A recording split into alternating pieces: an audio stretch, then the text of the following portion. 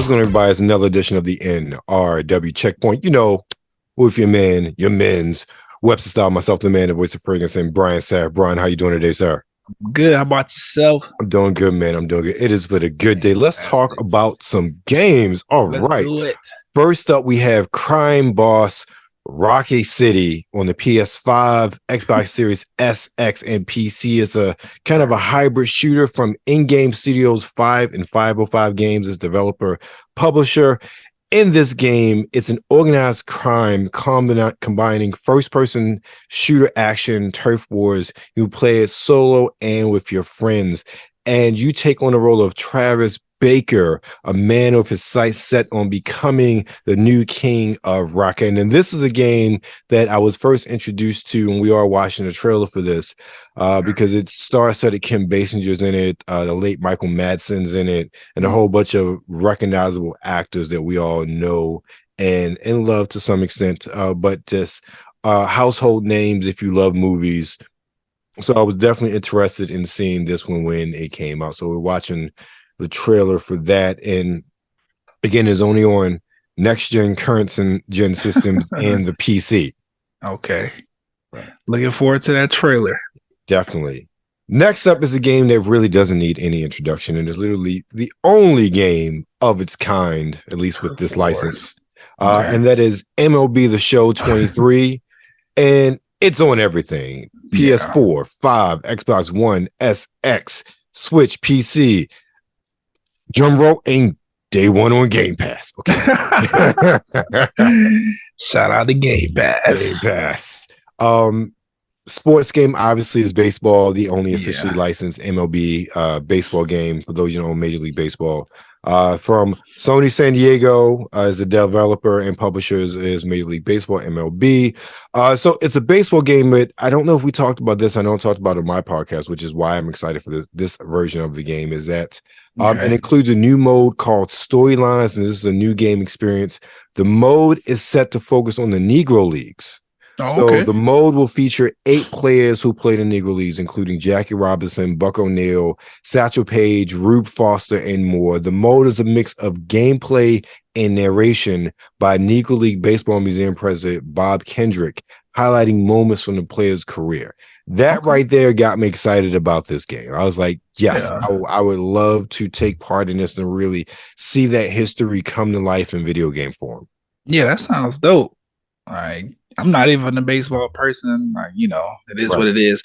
But just that little piece of, I don't know, it sounds like, you know, they're doing something culturally like relevant and stuff. I like that. It's conscious, it's kind of, but not too much, because it makes sense now. It makes sense. We don't really get to highlight too many players outside of, you know, the majority when it comes to baseball. So I don't know. I like that, taking a little history lesson, and then it's a little bit different from the like, you know, like the My Player kind of campaign, right? Exactly. You normally expect on sports games, so that's cool. I hope that with something like this, and I see kind of long term, it's a way of really spotlighting baseball history and those who had a cultural impact in baseball. People like Roberto Clemente or somebody like this, somebody whose presence and legacy really extends outside of the game. I think that would be a really great way of kind of having homage to these great players and their impact on the game and the world in general. And starting with Negro Leagues is definitely a great way to go. You know, outside of just, because I think like the super deluxe captain version is Derek Jeter. Okay, not to knock Derek Jeter, but it's like the 2K games having a Michael Jordan mode. Like, okay, great. Yeah, play through some of his. There's no cultural significance there. This, and again, maybe it's because I'm a baseball fan. Baseball doesn't have that significance that it did back in the day, but there is arguably, with many of the impacts as far as culture speaking baseball has had in our culture, and not just United States culture, we're talking about Western Hemisphere culture. Right. I think that it's really right for some storytelling for a mode like this. So I'm excited at the potential that this offers for expanding just a baseball game in the future. And I agree with you because I was just about to touch on that. I like that they're including that because there's that popular, what is it, like trope or whatever, that baseball is America's favorite pastime and all this other stuff. So I like that they're including the Negro League stuff because Black history is ultimately American history. Right, exactly. So I like that they throwing that in there. That's pretty cool. Right. Next up is a game that came out on PlayStation. It dropped about a year ago. And it also, I think did it drop on Switch already, or it came out? I'm not sure. Listed. I think it's out on Switch already. I'm not entirely sure. Don't hold me to that. But this is a game that's got a lot of hype for its fighting, but also it's kind of roguelike elements as well with that. And if you don't know what we're talking about by now, it's Sifu or Sifu Arena, because there are extra modes that with this new release that are going to be on all platforms. But this new release that's coming out now is coming out for Xbox One, Series S, X, Game Pass, but also PlayStation Plus. So it's on all of the. I wouldn't even consider PlayStation really cloud gaming, but the subscription services. Yeah. So if you have one of those and you haven't played the game at all, check it out. It's a fighting game. It's from publisher developer Slow Clap. So it's a beat 'em up game developed by French studio Slow Clap, which is such a cool name, by the way. In my opinion. Because that's what you do to start a standing ovation. Right. Which Sifu deserves now. I'm pretty sure it won a couple of awards at the Game Awards last year. Right. So it's set in modern day China. Players control the child of a martial arts school, Sifu, who seeks revenge on those responsible for his father's death. Every time the protagonist dies, they are resurrected by a magical talisman and age up, gaining access to powerful attacks, but reducing their health. When the player character becomes too old, they die permanently. So just the description and everything, even, we talked about it when it came out. It's just the premise is really cool where you have this, action beat 'em up, but you also have that roguelike element as well. We both have talked about roguelites and really developers using that mechanism for a crutch. But when you see developers really use that sort of theme and really integrate with it, you can't help but say, this looks really cool regardless of what system it's on. And Sifu is one of those games that just looks really cool because of that. I agree. And I like that roguelikes and everything, they're starting to become more popular in the gaming space just because they're pretty unique. Like there's not, I guess if you want to kind of compare it to something, I guess like arcade games or maybe even like earlier like Atari games and stuff like that, and the Sega, those kind of had the same thing where it was like you could beat it in like an hour or two and just play it again if you want to like increase your score or whatever the case might be.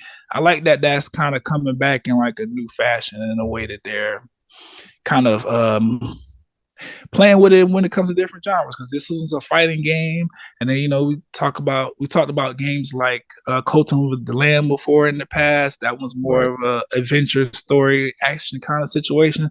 So I like that the genre is taking on new life and kind of expanding, because it could be a lot that could be done with those games, and I'm interested to see who takes who tries to tap into the thing next, because I see some really, really good things possibly coming from the roguelike genre if other IPs get involved.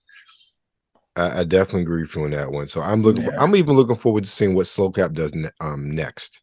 Yeah, me too, because they kind of came out of nowhere with the Sifu thing, and it was a really, really big hit. I liked it there, putting it on PlayStation Plus, because I didn't ever get a chance to buy the game. I know I played a demo before. However, I'm really interested in owning this game just for the simple fact that it is something you can just play to pass the time. So I'm looking forward to see what they do next as well. I wonder are they gonna stay in the roguelike genre? Do they have some other stuff, in the works for different kind of things? I'm interested as well. Right. I agree totally. Next up is a game that, and when I looked it up, I'm like, how can I put it? I saw it, and when you look up just what it is, like, oh, okay, it just lists as a fishing game, okay. But then I read the description, I'm like, Oh, this isn't just a fishing game. And we're talking about Dredge, which is on the PS4, 5, Xbox One, S, X, Switch, and PC. And it's an adventure game from developer Black Salt Games and publisher Team 17. So it is described as a Lovecraftian horror fishing game in which you take up the job as a local fisherman of a small town. However, it's immediately apparent that something isn't quite right. It's Lovecraftian. Of course, there's something not right. A weird fog creeps in at night.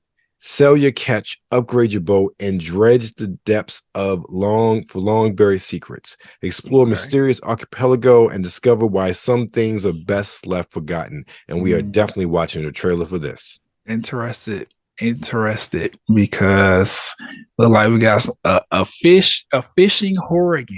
That's what it's giving me. Look, I heard Lovecraftian, so it ain't fish. I put it that way.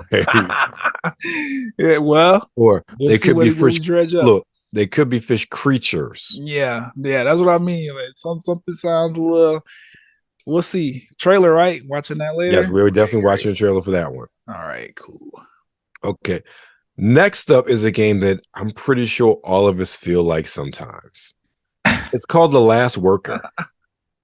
Yeah, we all feel like we're the last one working some days, and or we're just forgotten. But it's on the PS4, PlayStation 5, PSVR 2, Xbox Series XS, Switch, and the PC. And oddly enough, I'm like, it's on the Switch, but not on the PS4 or Xbox One. That makes no sense, but okay. But we've talked about that before when companies have made those decisions. Yeah. But anyway, it's an adventure game from Wire Productions as a developer publisher.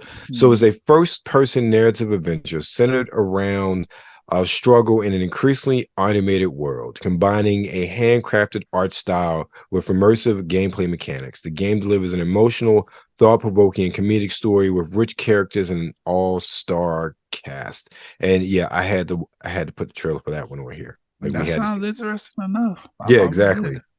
The Last Worker. That's how I actually, you know what? You made a comment earlier. I have felt like The Last Worker quite a bit of times. Like, is anybody else working here? I feel like I'm the only one working today. When COVID hit, everybody was at home. I was working. Yes. The whole time. Didn't get one COVID relief day because I was working. Either way, interested in seeing that trailer. And what else we got? Last up, we have Cosmonius High, which is just a cool name. It's on VR, PlayStation VR 2, and Quest, an action game from Alchemy Labs. And I like the name. It's Alchemy. Alchemy. Okay. I'm like, I like that. They're getting really cool with these studio names, man. I tell you. I wonder if it's because they stay up late making these games. That's a good one. I like that. The owl's supposed to be nocturnal. Right. Interesting. But yeah. This is one. It's a virtual reality adventure game that is developed and published by Alchemy Labs for all the aforementioned systems, including the HTC Vive. It's a game in which students attend a colorful and chaotic high school in space with a cast of quirky alien classmates. It's called Cosmonius High. I expect aliens in high school. But we're not watching a trailer for that. But the first trailer up we have today is Crime Boss Rockay City. Let's do it. Cause see now, when you read the description for this game, I immediately thought about the turf wars that were in. Was it Grand Theft Auto San Andreas? Yes. If this is that, but just like a complete game, I'm definitely for a long time. That was the only reason why I caught up on the story, and I always played the turf wars until I took over the whole city. I stopped playing the game. Yeah. I mean, they spent money on the cast for this. I'll tell you this much. And they should. Eddie Glover? Come on now. His name is Gloves. Not gonna look good. Vanilla Ice, baby. Really? Okay. So, based on this cast, it looked like they may also be trying to set it up to be adapted into something else. Well, at least a TV show, maybe. They're without one character, so. Oh, Michael Madsen, he passed away a couple weeks ago. Right. Yeah. A lot of people passing away. That is true. I mean, it's life. It happens, but you know, right. It seems like it's all for real. Yeah. But that looks pretty cool. I'm interested. You know, this game really could, if depending on the elements based on what we read, it really could scratch that itch with there not being a Grand Theft Auto right now. Definitely. I haven't seen any sort of high profile crime games really advertised in the past 2-3 years. We have Payday 3 getting ready to come out. Okay. They put out a teaser trailer like in January or something, I think. Okay. But yeah, Payday 3 is yes. Is it 3 or 4? Damn, how many paydays I don't know. Either way, there's a new Payday installment coming. But I agree with what you're saying. This could definitely and this one's all about atmosphere too, it looks like. Right. Set in the 90s, Miami, GTA is very much now about the atmosphere and the setting, and it seems like it tries to ape that sort of style, especially considering how absolutely lackluster Saints Row was. This has a potential for hitting that market that nobody's hitting right now. Yeah. And I think I feel like a lot of, I don't know, I feel like that void was created because people are starting to see that a lot of these crime games that come up, they tend to be like little knockoffs of Grand Theft Auto. Right. And Grand Theft Auto has a thriving community. It made the transition to online play like really, really well for a game that's been around since PlayStation 2. They're I don't know, something about Grand Theft Auto. Rockstar, y'all did a good job. Yeah, they did a good job to keeping the game alive. There's been all kind of leaks about Grand Theft Auto 6, and they're adding something to Grand Theft Auto 5. I can't remember what's coming to the game, but all that to say, I think Crime Boss, if it's what I'm expecting or what I'm thinking it is, the trailer looked like it could be what I'm thinking it's gonna be, and that look like it's gonna be a good time. Brian, we've been playing Grand Theft Auto 5 for 10 years. Y'all been playing it because we all been playing. I haven't been. Right. I've been playing that game for 10 years. Right, I stopped playing Grand Theft Auto. Literally, San Andreas was my last Grand Theft Auto game, and it was just because like I had played all the ones prior, and I was like, this is the same game. They're just moving cities, changing the characters. I like that CJ was, the first black character. They haven't done it again since. So, my allegiance lie elsewhere.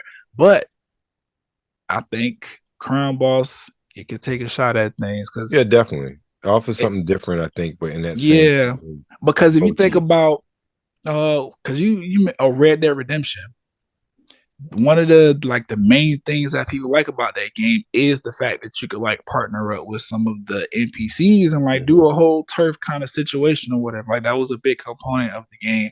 So I don't know. They kind of making another one, but filling it with a star-studded cast and setting it in a new city. That's what it sounds like. Crime Boss is kind of hitting that, and I'm interested to see how it does. Yeah, same here. I hope it does well. It seems like something, it could be a thriving franchise and definitely something a lot of gamers want to play. Yeah. Next up, let's go to get some Cracker Jack. The show. At the national anthem. All my Olds fan know what I'm talking about. Let's go watch some baseball. MLB The Show 23. What's interesting about MLB, we get on 2K with their NBA Monopoly, but MLB baseball, we no, we get one game. MLB is doing it just perfect. We don't want nothing else. But there's a difference though. They try to milk you, and EA just stopped trying. Exactly. So it wasn't so much. They just bought the license. EA stopped trying. Yeah. With MLB, you can quit. 2K quit. So you literally just had MLB, and that's why baseball said, "Hey, let's make this multi-platform." And that's why they publish it everywhere else. You know, the Sony knows. No doubt about it. I agree. None of them are like Madden. Right. Dope. And I will say this though, and Justin, this is what the third year MLB the show has come multi-platform. Sony San Diego, they do a hell of a job. I love baseball. I have never been a big simulation baseball fan past like the 16-bit era, because after that, I won't say it's too complicated. There's too much. I want casual gameplay. I'm not I'm playing all 162 games in a season sort of person. That ain't me. Right. But when I've played these past 2 years, I've each time come away really impressed with the authenticity of these games. I felt like, as best I could, sitting in this room on this plasma TV, I felt like I was at Kingdom Yards. So look, okay, ladies and gentlemen, I have to explain something to you. I am a Baltimore Orioles fan. I will say I'm an O's fan before I'm a baseball fan. I live, eat, and breathe Baltimore Orioles, win or lose. So when I reference MLB, I'm only playing in Kingdom Yards. I'm only playing as the Orioles. I'm only looking at their warehouse and trying to hit a home run on Utah Street. That's it. That's all I care about. And MLB 2K, the show, MLB the show, not 2K. Right. Did a good job of bringing Oriole Park to my guest room every single year. So I am always in awe of what they do with this series. I feel like that's what they want. Yes. They want you to be happy and you sound happy. I'm not a baseball fan. Like, you know, it is what it is. It's not necessarily a sport I'm interested in. However, this game looks dope. I like the trailer there. I noticed that it said, when they introduced the Negro League, it says season 1. So I wonder, like, because you said it was they're gonna spotlight eight. Yeah, there were 8 athletes. Yeah, that's what the description is: Jack Robinson, Buck O'Neil, Satchel Paige, Rube Foster, and more. So okay, yeah, they're more than just those gentlemen. Okay, so they'll probably do like a character or two or a player or two per season or whatever, and can just keep it going. That's dope. That's like worthwhile DLC. It is, and I like that they're stretching it out like that, and they're finding a way to innovate the space, because other sports games don't really do that. You more see that kind of stuff from fighting games, where it's like, oh, that's like WWE sort of thing. Okay, yeah, exactly. Packs and everything. Yeah. But yeah, shout out to MLB, man. Like, really doing a good job with that franchise, that license. All right, next up we have the Lovecraftian fishing game Dredge. Rated E10 for ages 10 and up.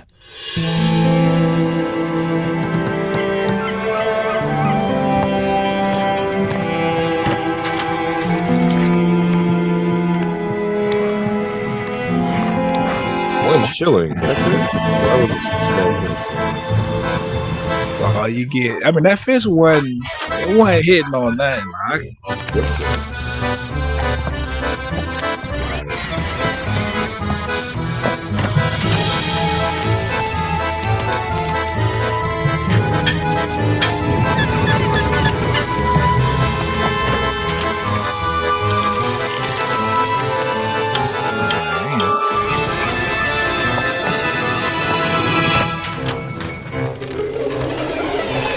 Wow. There's the Lovecraftian element.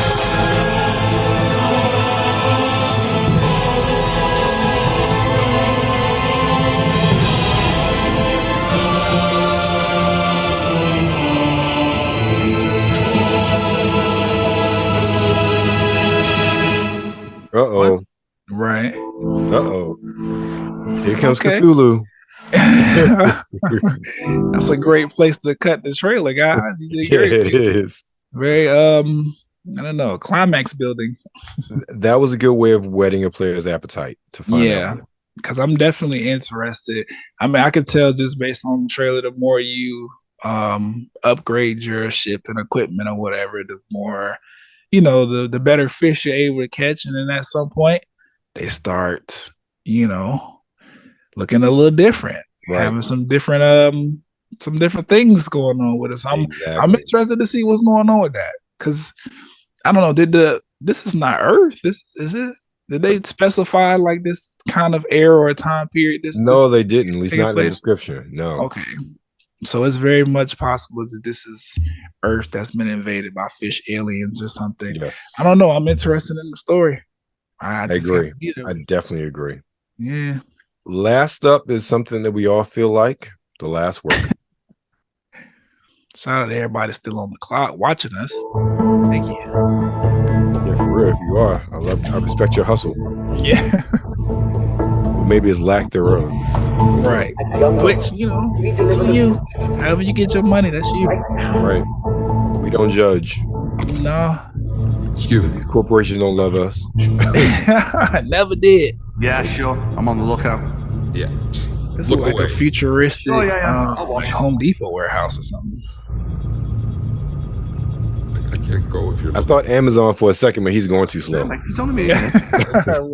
You've been fired already. Right. Oh, right. Yeah. You're staring right at my crotch. Excuse. What? Look away. Oh, look away. Sorry. A bit mesmerized there. Well, it's interesting. I haven't got one of them. They look very impractical. No watching. Who am I going to tell? Yeah? What do you want? I can do trickling stream. I can do waterfall.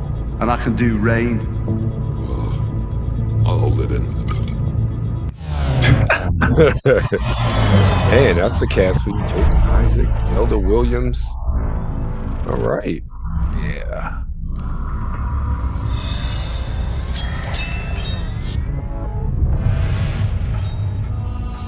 Oh, there's a demo. Yeah, I see. Interesting. Yeah, it looks very interesting. Yeah, I'm interested to find out what's going on there as well. Because this is another one of those games that has like a quirkiness to the characters and the dialogue. Those games tend to be fun. So yes. I don't know. I might see what this demo is talking about, since we didn't really get no gameplay for this particular like trailer. Right. Yeah. It looks interesting though. Definitely. Yeah. Definitely something to check out. So Brian, what's going on with you this week? So I put an episode out yesterday. What's today? Today's Wednesday now.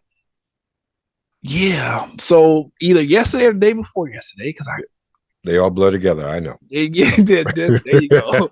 There you go. So there's a new episode out. It's less than 48 hours old, and talking a few things. It's Jonathan Majors is. Things are happening there. It's looking better from when last time I recorded, but we'll see what's going on. That's a whole nother conversation, brother. Right. Conversation. Right. Some new music came out that I wanted to talk to you guys about. I was interested in that. A few things going on in the gaming space that I chose to cover. And then television. It's pretty much turned into everything I want to watch, because I haven't been watching much TV. So check out my list of things that are on my list to watch on the watch list on this particular podcast. And then that's it. I don't really have much. I'm preparing for Dreamville. I was about to ask you, it's coming up soon, right? Yeah, this weekend. Okay. A couple days away. Really, really excited. Gonna have a lot of content coming from there, hopefully, if I can remember to pull my phone out and record. Either way, what do you have going on in your particular life? Well, much like you, I just dropped the episode 2 days ago, episode 147. Okay. Talked about the whole I kept telling you, Brian, just try Game Pass. Try Game Pass is $1. Well, they took that away. You can't try for $1 anymore. So I talked about that. I had an interview with Rob Kessler from Go Tyless. So that's there, as well as I talked about this fragrance called These Nuts. I gave my impressions on that and much other stuff. And then next week, I got an interview with Lori Calcaterra from Path of the Pale Rider. I'll be continuing with my this is my signature scents fragrances that I tried out at a local store here, and that's where these nuts came from. I think next week is what's next week? I may be doing that, or I got a couple new ones in the house too, so I may be switching it up. And I'll definitely be talking about MLB The Show next week, because I'll probably sit down and play that this weekend when I'm not watching wrestling. Good. All right. I seen the interview with the Go Tireless thing. Yes. I've never seen a shirt like that. And it made me very, very interested in buying one. I don't dress up very often because, you know. Dude, the price is amazing. It's only $69.99. Okay. That sounds fair. That's a fair price for that. Like, seriously. You can see it. You can see the quality in the shirt. I'm looking at the video like, is this 3-dimensional? Either way. Right. I like the Go Tireless thing. Thank you. So that's what we have coming up this week. Brian, where can everybody find you? Wherever you socialize on the media apps, put that in there. I put the at there for reasons to let you know that if you plug it in to one of these social media sites, I'm pretty sure I'll come up. That's where you can find me at. This weekend though, you can find me in Raleigh, North Carolina at the Dreamville Festival, and that's it. Because I don't need everybody in my business. So find me on the socials. And then good way of doing it. Yeah. Let's see. You can find me, of course, WebsterStyle, Instagram, Twitter, _WebsterStyle, TikTok, www.websterstyle.com. So all the places where you can find me and all the content associated with WebsterStyle. But of course, you're currently with, we're nerds. Nerds rule the world. Make sure you follow us on Twitter at the NRW, on Instagram at News Wednesday. Of course, you're currently on YouTube. So make sure you like, share, and subscribe. Right now.